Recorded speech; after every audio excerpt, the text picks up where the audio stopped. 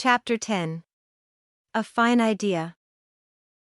Jesse's face lit up at the mention of a picnic, and though breakfast hadn't begun, he immediately listed what he wanted for lunch.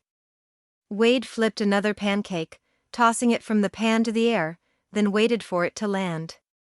"That sounds like a great day to me." Turning to Dylan, Sky asked, "What about the cliff that overlooks Colton? Is that a good place for a picnic?" Dylan hesitated, then wrapped both of his hands around his hot mug of coffee. Yeah, should be okay." Sky's forehead creased. Dylan seemed reluctant. But before she could question him, Wade distracted her. "It's a fine idea." Wade said, "I'm hungry. Can't wait to get there." Sky breathed in the light, sweet smell of the pancakes and laughed at Wade's foolishness. "You haven't even finished breakfast yet." "When it comes to food, I'm always thinking ahead. By the time we get there, I know I'll be hungry as a springtime mama bear." Wade mimed a loud, ridiculous starving bear, which started everyone laughing. None as much as Jesse, who fell to the floor in exaggerated amusement. After breakfast, the four of them walked the trail to the overlook. Sky had loaded a backpack carrying all the requested food. Before they were out the door, Wade grabbed up the pack and ran off a little way as if stealing it. Jesse raced after him. "There better still be food in that backpack when we get there." Sky laughingly called out after them. Sky sped up to Dylan, and he matched his steps to hers. She looked up at him. "Do we need to worry about the sick up here?" Dylan frowned and shook his head. "I don't think so. It's usually clear of them. I walked it every day. There's fewer of them up here now, and it's unlikely they'd climb up even a small mountain to the top." He thought for a moment. "Unless we have more of the infected pushing them up here, the only thing you'll see is a view of Colton."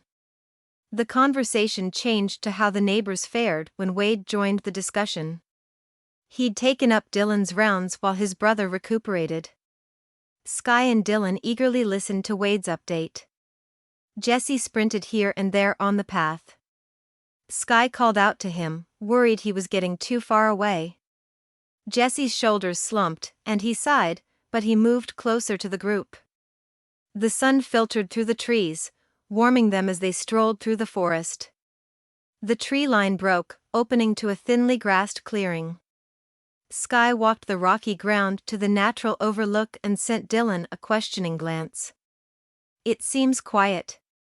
Do you think Tom and Trisha are doing okay?" "Yep, looks good." Dylan pointed out the sheriff's house. "It's so tiny, how can you tell?" Sky squinted her right eye, then her left as she tried to make out the correct house. "Man, you must have good eyes." Jesse zigzagged around the clearing with no particular destination. "Hey, look at the clouds. They are the puffy ones you like." Sky likes clouds. She likes trees too. Her favorite plant is a tree. "Isn't that weird?" Sky laughed. "I don't know it is weird, it's just different from you." "Yeah, me, and every other person. Who likes trees?" Jesse dragged out the word as he rolled his eyes. "You're a girl. You should like flowers." "I do like flowers, just about every one I've ever met. But you asked me my favorite plant, and it is trees." "Yeah, and not only one, every kind." "What does that say about ya?" "Huh?" Jesse stood with his hand on his chin as he played therapist. "It says I like trees." Sky raced after him, reaching out to tickle him. He giggled and ran away, darting this way and that, trying to outrun her longer strides. But Jessie didn't succeed. Sky was a fast runner.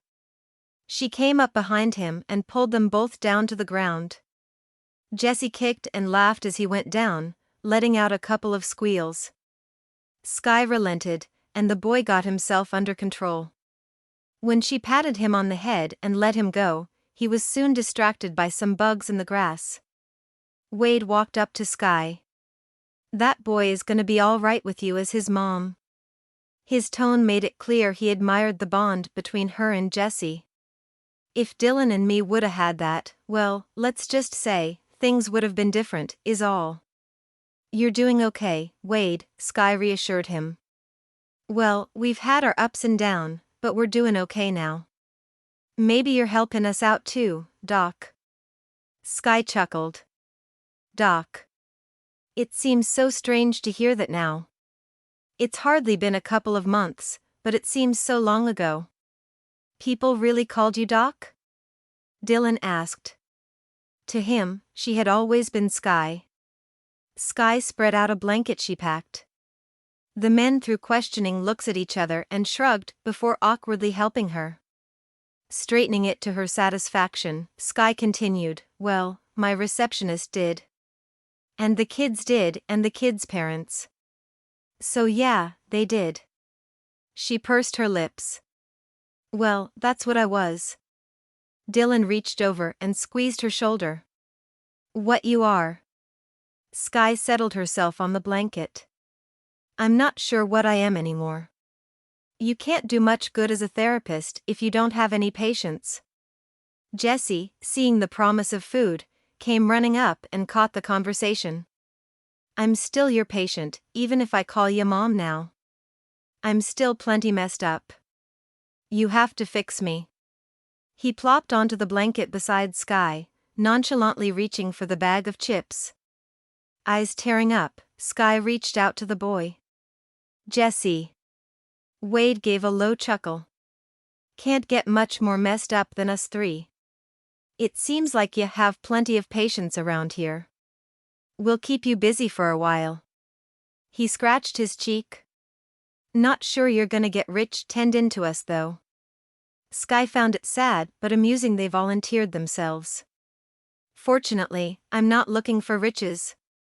I want good old-fashioned food, clothing, and shelter, of which you have an abundance.